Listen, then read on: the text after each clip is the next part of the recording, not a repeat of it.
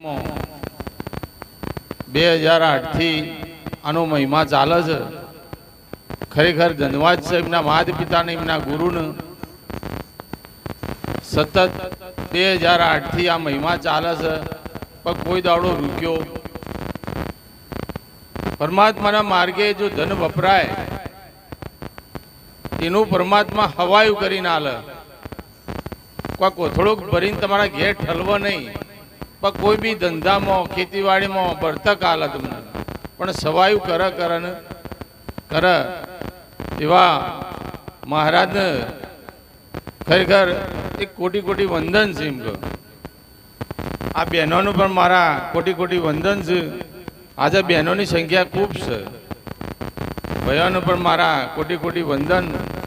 દરેક અલગ અલગ ગામોના પણ હશે, પણ અહીંયા તો હું એવું માનું છું કે એક જ ગામના બધા છીએ આપણે, કોઈ જુદા નથી. એવા વ્યાસપીઠ ઉપર બિરાજમાન પરમ પૂજ્ય આદરણીય પકલિયાળા નિવાસી વીરબ્રહ્મ મહારાજ, ઈરવાણી નિવાસી પરમ પૂજ્ય આદરણીય ગંગારામ મહારાજ આ બાવજી વડનગરથી પધાર્યા છે. પણ ખરેખર સરસ બોલ્યા કે મળ્યા છીએ કે મળીશું માનવતણા મેળામાં, નકર કદીએ ભેળા નહીં થઈએ આપણે. આ તો એક હંસની સભા છે. હંસોની સભા ભેળી થઈ તો એક કાગડો આવ્યો. એટલે કાગડો કે મારે તમારા જેવું બનવું છે. કે ભાઈ તું રવા દે, તારે બનવું નથી. પછી ઉંમરલાયક માણસો બેઠા હતા કે લઈ લેણ હું હતો છે, આપણા ભેગું આપણા જેવું બનાવો. એના પર મોતી ટોકી દીધો અને એમના જેવો બનાવ્યો. પછી એક આવા મહાપુરુષ બેઠા હતા, એક વચને બોધ્યો કે ગમે તો જીએ તારે કશું બોલવું, વચનમાં રહું. એમ કે એટલે કે કશું નહીં બોલવું. હવે બીજા ગોમ જ્યારે ભજન જવાનો સમય થયો, બધા હંસો ભજનમાં જ્યાં, એટલે જમણવારો ચાલુ હતો. એટલે પહેલી પંગત પડી એટલે પેલાને થોડું મનમાં થયું કે થોડો ઊંચો નેચો તો આમ, એટલે આજુબાજુ બેઠા કે શાંતિ રાખ, મળશે તને. ત્રીજી પંગત પડી, બીજી, તો પેલાને રવાય. ત્રીજી પંગત પડીને ભાઈ સાહેબ અશુભણો જોર કરીને ઊભો થઈ ગયો. અમે સીધો જઈને જો એનો વિષય કેવો હોય, જો પતરાળામાં જઈને બેસી. આ તો કહેવાય છે કે સંગ એવો રંગ લાગ્યા વગર જેની દ્રષ્ટિ એવી સૃષ્ટિ, તમારી જે વર્તીમાં જે પડી છે બહાર આવ્યા વગર. એટલે સંતોએ કીધું કે મન તું અળગું કયો તણાય, બીજો નથી બોલતો. અરે જાગીને જો તારા રૂપને ખોળી જોતો કે તું રે ખોવાય. મન કે તું દરિયાની લહેર સમાન, લહેરી સમતોમાં કે સમુદ્ર દેખાય. સાહેબ તો નદીઓ ઉભા તો તમને મળે, 1 કિલો પાણી નાખો તો ડૂબી જાય. અને નાવનું તમે 1 કિલો 2 કિલોનું હોય ને તો એ સાહેબ કરી. આપણો જેસલ જેટલો પાપ કર્યો નથી, જેતા માથાના વાળ સતી રણી એટલો કે મી પાપ સતો, પણ આ પારથી પેલી પાર જતા જતા જેસલ પલમાં પી. આ સંસાર સાગર પાર કરવાનો છે આપણા બધાને, અને હોમવાની પરિપક્વ થવાનું છે. તો પેલા સાગર હોગવા જવા તો મળે, પણ આ સંસાર સાગરમાં રહીને આપણે પરમાત્માની ભક્તિ કરવાની છે. કોઈ છોડી કોઈ જવાનું. આ ગૃહ આશ્રમ છે આપણું, ઓની અંદર રહીને પોતાના સ્વરૂપનું જ્ઞાન મેળવી. આ તો નહીં કીધું કે મીરાને ગુરુ કરવા નતા, અને પરમાત્માની ભક્તિ એમાં ગુરુની જરૂર પડે. માતાજીની ભક્તિ કરવા હોય તો ગુરુની જરૂર પડે, પણ પરમાત્માનું જો ઓળખવા હોય તો ગુરુની આવા મહાપુરુષોની જરૂર પડે. એટલે સંતોએ કીધું કે મીરા તું પરમાત્માનું વાતો કરે જ હોમ હોમી, પણ તારો પરમાત્મા તો એક દેશી છે, સર્વદેશી. મીરાને એક જ જગ્યાએ પરમાત્મા દેખાતો છે, પણ જેને સદગુરુ કર્યા હોય, જેને પોતાના આત્માનું જ્ઞાન થયું હોય, એને ખબર પડે કે પરમાત્મા કઈ જગ્યા પર નથી. પરમાત્મા ઓની અંદર પણ સ તો મૂર્તિમાં સ ઓની અંદર કેમ ના હોય કે ના હોય? પણ જેનું પૂરણ જ્ઞાન મળ્યું હોય અને કીધું કે પૂરા ગુરુ મિલી આયા મેં તબ જાણું કે પૂરા ગુરુ મિલી મેં પૂરા गुरु की यही निशानी आप में आप समाया। આપલા વગરની કોઈ જગ્યા ખાલી આજે મઠા આકાશ કહેવાય. એની અંદર આકાશ તો હતું જ આવ્યું કે પહેલા પસા આવ્યું. આ મકાન બનાવ્યું તને આકાશ હતું કે નતું હતું અને મઠા આકાશ કહેવાય, ઘટા આકાશ કહેવાય જેને. અને જેને આ બધું લઈ ગયો એટલે શું થાય? મહાઆકાશમાં મળી જાય. એટલે કે સદગુરુ કેવા હોવા જોઈએ? આપમાં આપ સમાયા કે હંસા ભમરી જેવી જેની ભાવના કરી પોતાના રૂપ રાજી થાય. તમને પોતાના જેવો ગુરુ તમને તમારા જેવો બનાવો. કોઈ ભેદ રાખ? એક દાડ દો પંખી બેઠા કોણ ગુરુ કોણ ચેલા ઉડજા પંખ અકેલા. ગુરુ ને શિષ્ય કોઈ ભેદભાવ, પણ જો ભેદભાવ ઉભો થાય ચોબડું જો તો કોઈ દાડો જ્ઞાન થ. પણ પોતાની જે અમૃત વાણી મળે એના પર તમારે દ્રષ્ટિ લગાવવાની છે કે જેવી દ્રષ્ટિ એવી સૃષ્ટિ. ભાઈએ ભજન ગાયું, અવળ લેણી ને અવળ કેણી અવળનો ઉપદેશ ચેલા હાસ કહેતો જૂઠ મોના એવું આ જગ સંસાર શકે.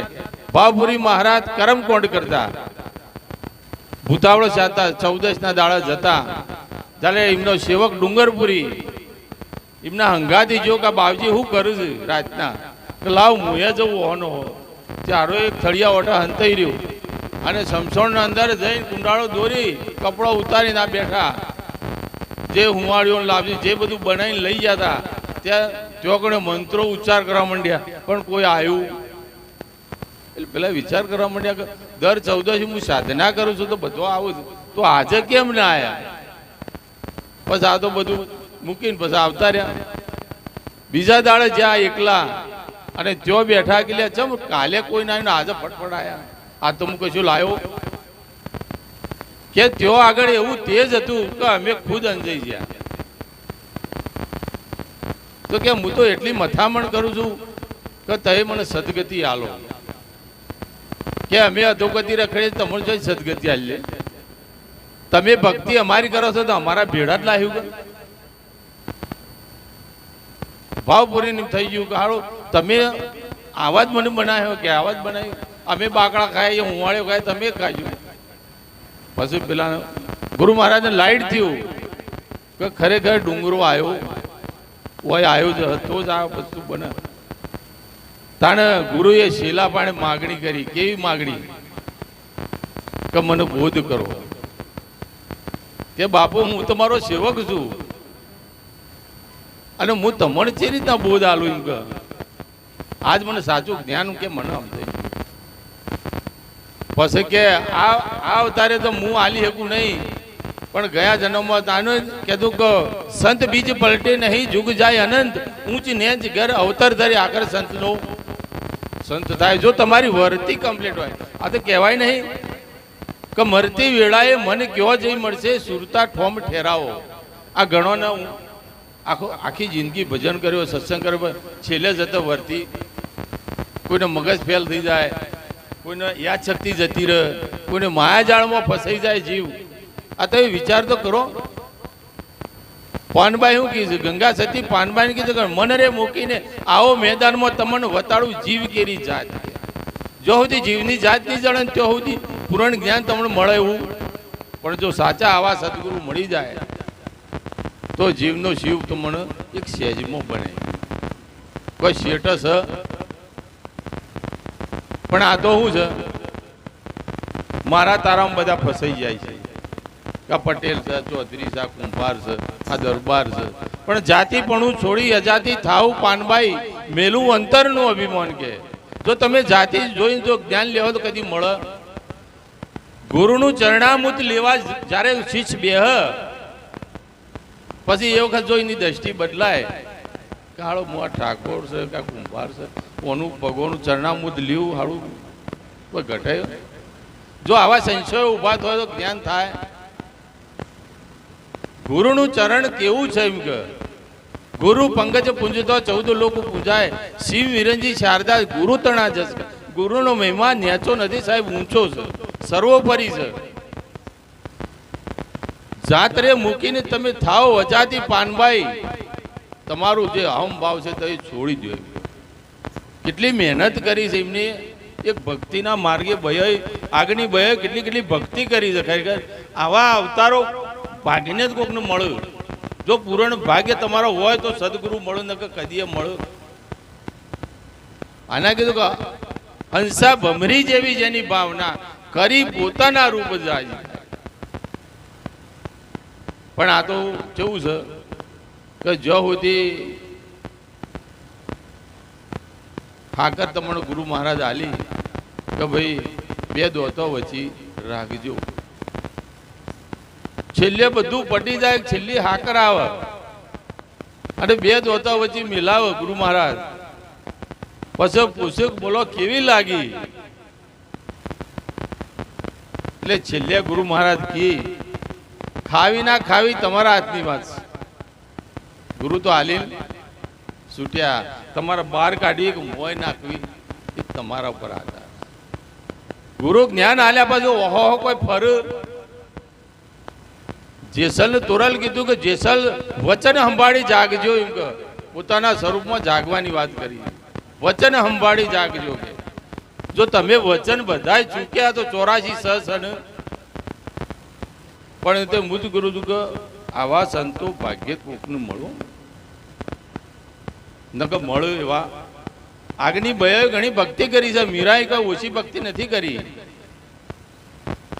જલારામ કોઈ ઓછી ભક્તિ નથી કરી, સતી અંશુયાએ કોઈ ઓછી ભક્તિ નહીં. પોતાનો પતિ યશ પરમેશ્વર તમારો ગુરુ મહારાજ દીકરી છે કે દરેકમાં આત્મા છે, તો પતિ પત્નીમાં હોય કે ના હોય તો ઈ નમતા. આ તો કે કદીએ નાતા નહીં નિવડ હું નમવાનું કે એટલે તો મૂર્તિ આગળ નમો છો તો પોતાના પતિ આગળ કેમ નમતા નહીં? કારણ કે તેઓય પરમાત્મા છે. આ તો ગોરખ ના કીધું, ગોરખ કે જાગતા નર સેવો તમને મળે નુરીજન દેવ કે મનસા માલણી ગોરખ જાગતા નર. આ જો સુધી બધા જાગેલા છે તેઓ પરમાત્મા વસેલો છે. આત્મા એકલો ઓળખા હ પણ આ શરીરની જરૂર. એક ભાઈએ બોર કર્યો, તે આ મહાપુરુષોનું વધાવા બોલાયા કે આપણે પોણી વધાવવાનું છે. હવે ભાઈ કંકુ ચોખા ફૂલ ધરો આ બધું લાયા કે ભાઈ બોર વધાવવાનું છે. હવે ચોલ્લો છો કર્યો ભૂંગળા પર કે પોણી તો આ પોણી વધાવવાનું છે પણ ચોલ્લો થાય છે ભૂંગળાને. અને આ ચોલ્લો શું થાય છે? પોતાના શરીરને. પણ પેલા તો કોઈ એ અડે એવું શરીર સાકાર છે તો નિરાકાર ઓળખા અને કદીએ ઓળખા. જેને આને કહેતા કે પાય વિના તોડ્યા મેરું કે હંસા ગઈ હતી કે ગુરુજીના દેશમાં ઓધડી થાતો કે જોયા મી પરમાત્માનું બેરી થતો કે સુન્યા નહદ નાદ કે. પણ જ્યારે ગુરુ મહારાજ તન મન ધન તમે ગુરુને અર્પણ કરો સાહેબ, છેલ્લે તમારે પણ શું વધે? જો પુરાણ જ્ઞાન મળ્યું હોય તો એની યાદ હોય નકર હોય. ધન મન ધન આલ્યા પછી જો સાહેબ તમારું આલવા વાળો મોય ભેલો આવે એટલે અટપટું જ્ઞાન છે. ઝટપટ સમજાય ને ઝટપટ સમજાય તો ખટપટ તમારી મટી જાય સાહેબ. પણ આ તો બધાને કીધા ખરેખર જ્ઞાન લેવાય.